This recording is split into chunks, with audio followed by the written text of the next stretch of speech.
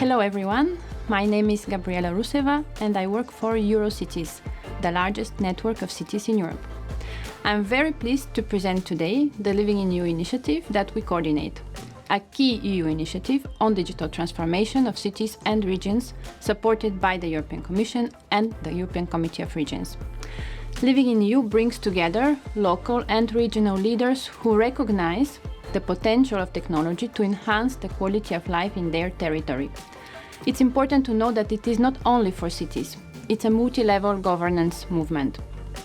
We support public administrations of all sizes, villages, towns, cities, metropolitan areas, regions, and of all levels of digital readiness to understand and adopt digital technology as a tool to solve the challenges they are facing. We enable those communities to collaborate, to share smart city strategies, and to reuse solutions to avoid reinventing the wheel. We promote a sustainable digital transformation based on European values and fostering European cooperation. This collaboration is based on a political declaration called Join, Boost, Sustain that defines those values and principles, which are: digital transformation should be citizen-centric.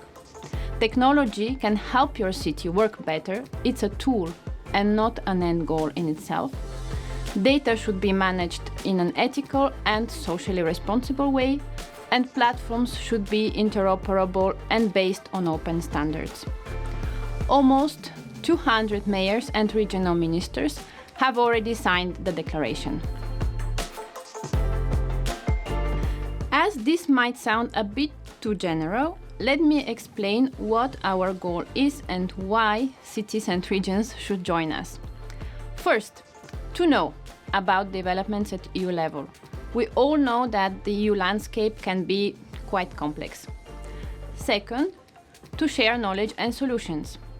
And third, to access and use the services and tools available from the EU.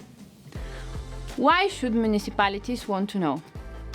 Recently, we have been hearing a lot about local digital twins, for example. They are one of the main advanced technological solutions that can help cities achieve their objectives. For example, climate neutrality. They clearly have a huge potential to support decision-making at local and regional level. Another emerging topic is the Cityverse, which will use AI-based virtual reality applications to improve citizens' interaction with the city. For instance, to simplify consultations or showcase planned urban changes. Some cities and regions have been working on these technologies for the past 15 to 20 years, while others are only starting to consider them now. There are still huge gaps and many open questions and obstacles to use these technologies at large scale, such as lack of awareness, cost efficiency, quality of the data, the legal framework, lack of interoperability. One of those open questions is how to bring citizens in the equation, both in developing the digital twins and in using them, and the modalities around this: transparency, liability, awareness raising.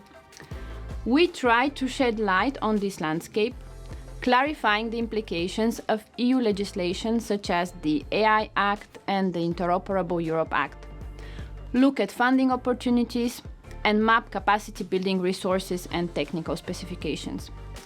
We also provide a unique platform for cities to collaborate and share knowledge.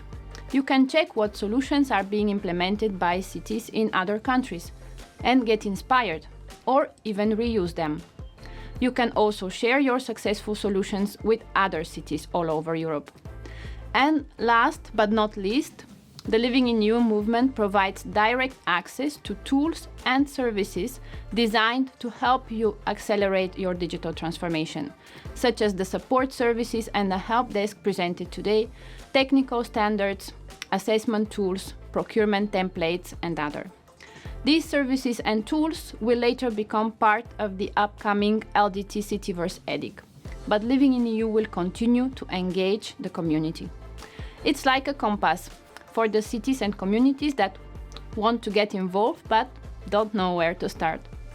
To sum up, our goal is to serve as a gateway to EU policies, legislation, projects, and resources on digital transformation for the local level, and to make sure that you can share your challenges and receive support from cities and regions facing similar issues.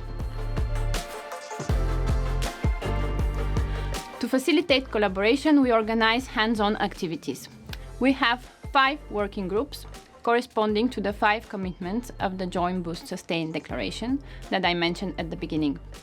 In each working group, people from local and regional administrations share their experience and learn about EU legislation, funding opportunities, local practices, and technical standards. We invite experts from the European Commission, legal experts, technical experts, researchers who provide expertise and advice. Each working group has an annual work plan developed together with the members, where the topics for the year are identified. So, members can put on the table any topic for which they need support. Each group has on average 4 meetings per year and other activities.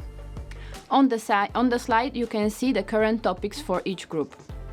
The technical working group is focusing on interoperability, data spaces, and minimal interoperable mechanisms.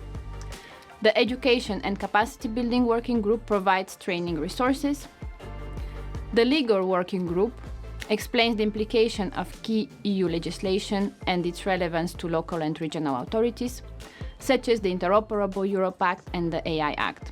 But we also work on concrete tools, such as the standard contract clauses for AI procurement. In the financial working group, we discuss funding programs and instruments, and in the monitoring and measuring, we work on tools such as LoRiMAS and defining KPIs.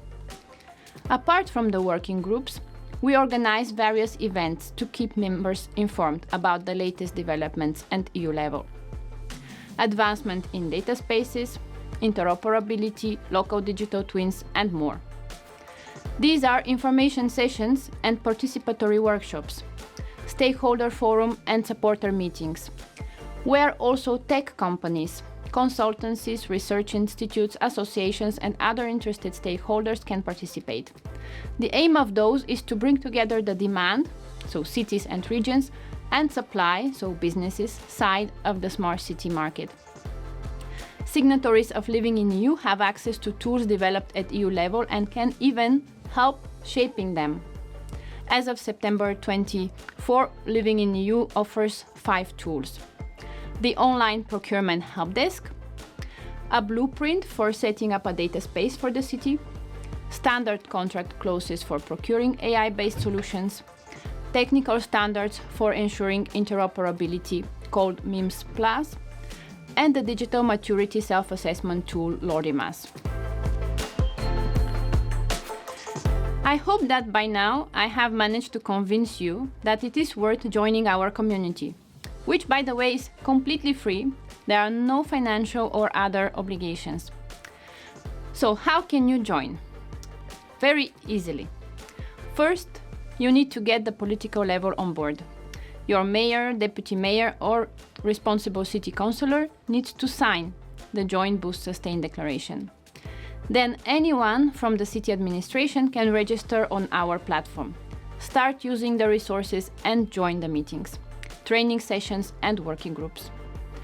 But we know that it may take some time for the political adhesion, especially in bigger city administrations. Here, actually, the smaller ones have an advantage. So, we welcome city experts to register on our platform already now.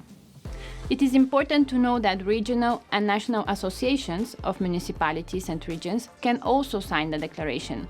The Finnish association Kuntaliitto, Dutch association VNG, or Spanish association FEMP are already signatories.